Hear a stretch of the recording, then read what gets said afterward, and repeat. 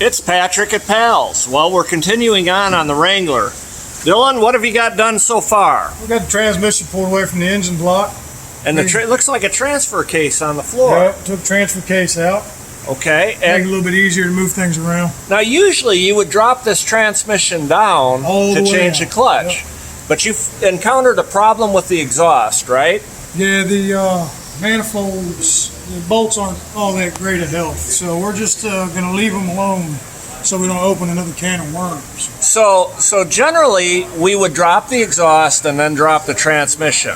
Correct. But if we drop the exhaust on this vehicle, the customer is going to incur more costs because bolts will break and possibly a manifold will break. Yep. So we're trying to save the customer money. So we've split the transmission, put it on a jack, and got it away from the clutch. The next step is the clutch and flywheel will come out. Take an unbolt from the pressure plate and remove it from the flywheel. And then you'll check the flywheel to see how much wear is on it and decide whether to replace it or keep it in. Yep. Okay. But the way that this is, That's part of the clutch. or the clutch. Wow. Now, that's going to tell me that we're probably going to replace that flywheel because it's probably got rivets We will soon ate see. into it. Great job. Keep going.